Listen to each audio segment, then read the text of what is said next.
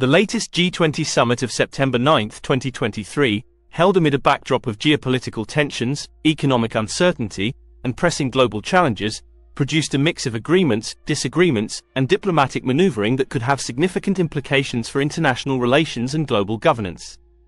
The G20 represents the world's largest economies, including Argentina, Australia, Brazil, Canada, China, France, Germany, India, Indonesia, Italy, Japan, Republic of Korea, Mexico, Russia, Saudi Arabia, South Africa, Turkey, United Kingdom, United States and the European Union. It convened to address issues ranging from climate change to economic recovery.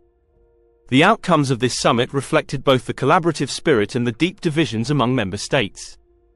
This analysis will summarize the key takeaways from the summit, highlighting the agreements reached, the disagreements that surfaced, and the potential impact on global affairs. Climate change and energy transition. One of the central topics at the G20 summit was climate change and the global energy transition. The summit reaffirmed the commitment of member states to the Paris Agreement and the goal of limiting global warming to 1.5 degrees Celsius above pre-industrial levels. There was broad consensus on the need to accelerate the transition to renewable energy sources, with developed countries pledging increased financial support to developing nations for climate adaptation and mitigation. However, significant disagreements emerged regarding the pace and nature of the energy transition. While the European Union and several other nations pushed for more ambitious targets, including a phase-out of coal and a faster reduction of carbon emissions, some countries, particularly those heavily reliant on fossil fuels like Saudi Arabia and Russia, resisted these proposals.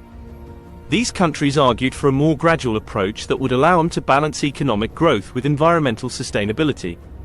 The final communiqué reflected this tension, with language that was less forceful than some had hoped but still signaled progress in the global effort to combat climate change. Global economic recovery and trade. The summit also focused heavily on the global economic recovery in the aftermath of the COVID-19 pandemic. Leaders discussed the uneven nature of the recovery, with advanced economies rebounding more quickly than developing ones, and the need for coordinated efforts to ensure a more equitable distribution of resources and opportunities. One of the key agreements reached was on the implementation of a global minimum corporate tax rate, a landmark deal designed to curb tax evasion and ensure that multinational corporations pay a fair share of taxes wherever they operate.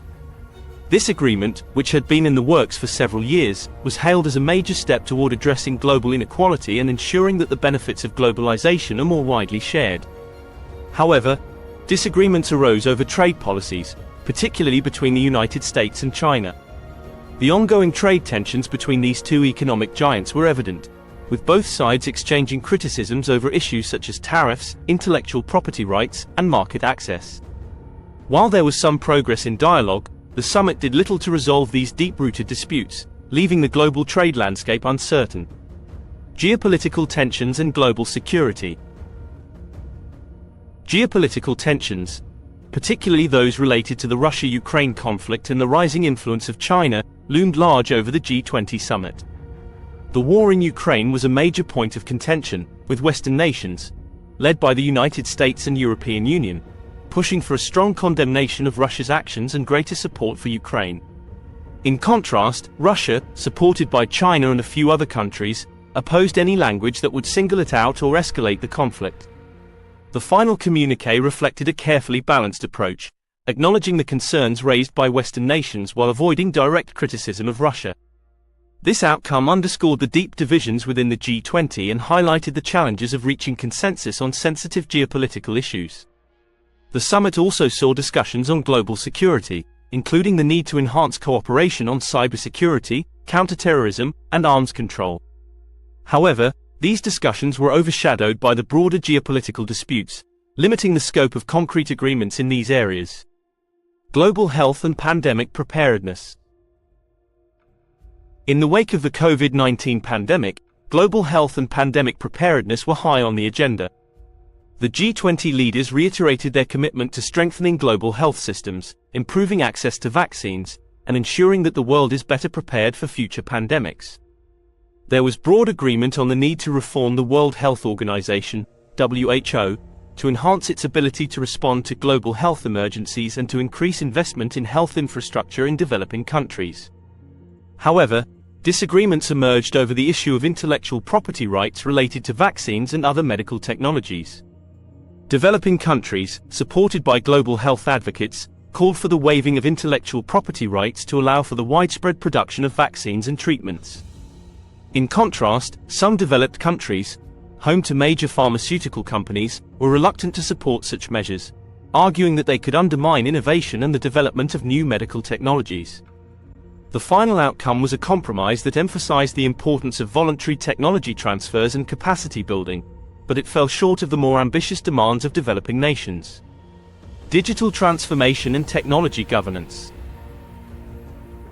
The digital transformation of the global economy was another major theme at the G20 summit. Leaders recognized the increasing importance of digital technologies in driving economic growth, innovation, and social development. There was consensus on the need to promote digital inclusion, bridge the digital divide, and ensure that the benefits of digitalization are widely shared across societies. The summit also addressed the challenges of technology governance, particularly in areas such as data privacy, cybersecurity, and the regulation of emerging technologies like artificial intelligence, AI. While there was broad agreement on the need for greater international cooperation in these areas, disagreements arose over issues such as data sovereignty and the role of governments in regulating digital platforms. These disagreements reflected the different approaches of countries to digital governance, with some advocating for more state control and others for a more market-driven approach. Debt relief and support for developing countries. The issue of debt relief for developing countries was another important topic at the G20 summit. The pandemic has exacerbated the debt burden of many low-income countries, leading to calls for more comprehensive and timely debt relief measures. The G20 leaders agreed to extend the Debt Service Suspension Initiative, DSSI, and to enhance the common framework for debt treatments, which aims to provide more predictable and coordinated debt relief. However, the summit did not result in significant new commitments beyond these existing initiatives. Developing countries and international organizations have called for more ambitious measures, including the cancellation of unsustainable debt and greater financial support for development. The limited progress in this area highlighted the ongoing challenges in addressing the global debt crisis and ensuring that developing countries have the resources needed to achieve sustainable development goals. Impact on global governance and multilateralism. The outcomes of the G20 summit have significant implications for global governance and the future of multilateralism. On the one hand, the agreements reached on issues like climate change, global taxation, and health cooperation demonstrate the continued relevance of the G20 as a forum for addressing global challenges.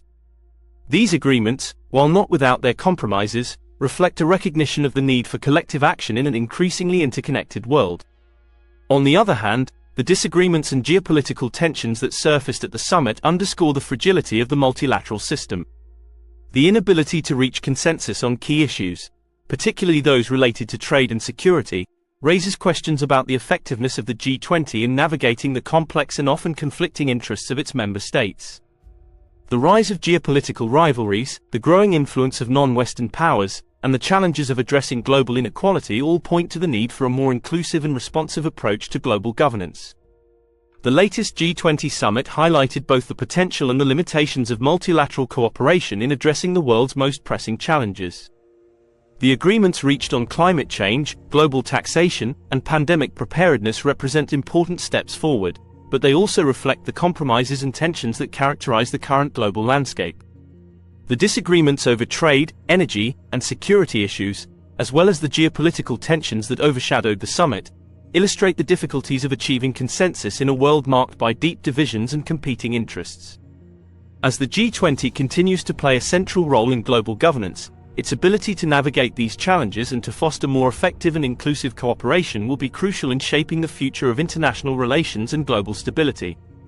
The outcomes of this summit, while mixed, provide a window into the evolving dynamics of the global order and the ongoing struggle to find common ground in an increasingly complex and interconnected world.